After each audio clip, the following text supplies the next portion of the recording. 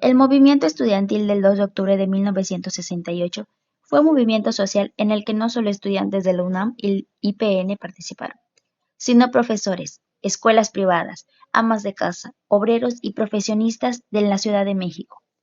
Dicho movimiento fue reprimido por el gobierno mexicano en la llamada Matanza de Tlatelolco, en la Plaza de las Tres Culturas.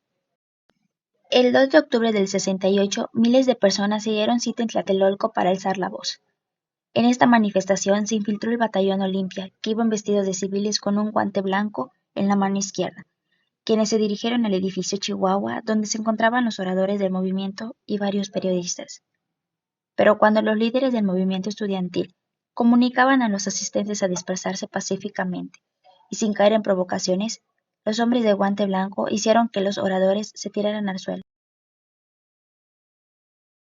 El objetivo del movimiento estudiantil buscaba un cambio democrático en el país, pues los ciudadanos ya estaban cansados del gobierno de Gustavo Díaz Ordaz. El pueblo quería y necesitaba mayores libertades políticas y civiles, mayor igualdad y la renuncia del gobierno del Partido Revolucionario Institucional, PRI, que consideraba autoritario. Alumnas y alumnos del Instituto Politécnico Nacional y la Universidad Nacional Autónoma de México organizaron una marcha contra la violencia policial.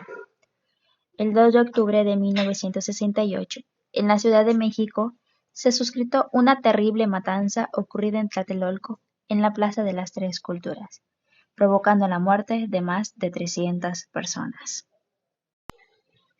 La masacre fue cometida por el ejército mexicano y el grupo paramilitar. La presencia de este batallón fue negada inicialmente por el presidente de México, Gustavo Díaz Ordaz. Minutos antes de las 6 de la tarde de ese día, el mitin estaba casi por finalizar, cuando un helicóptero comenzó a sobrepoblar la plaza. Se dispararon bengalas, siendo esta la señal para que los francotiradores comenzaran a abrir fuego sobre la gente reunida, estudiantes, madres, hijos, profesores, obreros, etc.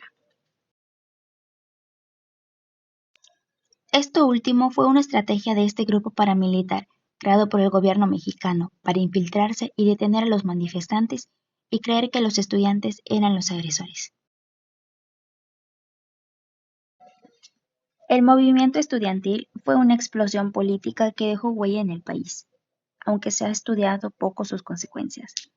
Se dice que el movimiento dio cambios institucionales.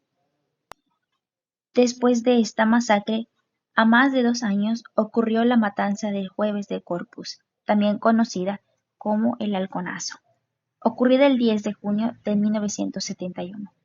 Un grupo militar llamado los Halcones fueron responsables de la muerte de 120 estudiantes que se manifestaban en la Ciudad de México.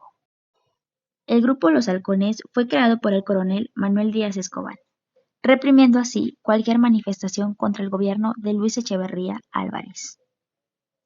Ese día, al menos 400 paramilitares adiestrados en artes marciales, llamados los Halcones, armados con palos de bambú, varillas y armas largas, atacaron una marcha de 8,000 estudiantes en la Ciudad de México. La masacre del 2 de octubre de 1968 fue un suceso traumático para los estudiantes universitarios de Ciudad de México.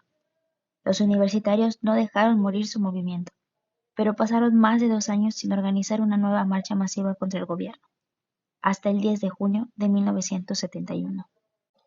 El movimiento ayudó a que el país se empezara a democratizar y que más adelante hubiera una alternancia política, que se concretó en el 2000 con la primera derrota presidencial del hegemónico Partido Revolucionario Institucional, PRI. No hay duda de que el 2 de octubre de 1968, en Tlatelolco, marcó un despertar ante la realidad que vivía México. La matanza demostró que en México no se vivía en paz y que la libertad era muy relativa. Pero el movimiento estudiantil de 1968 va mucho más allá de Tlatelolco. A pesar de la estabilidad económica del país, entre los años 50 y 60, movimientos de maestros, telefonistas y médicos se enfrentaron al gobierno por cuestiones laborales. El historiador cuenta que el Estado silenciaba con violencia las protestas, ya que el gobierno tenía una visión tiránica del poder, y no fue una excepción del presidente Gustavo Díaz Ordaz. Hoy en día, la frase 2 de octubre no se olvida. Es un grito en contra de la impunidad, el olvido y la amnesia colectiva. Se ha convertido en un gran símbolo del impacto ejemplar que tuvo México en el 68. Esta última foto es una exposición para recordar el movimiento estudiantil.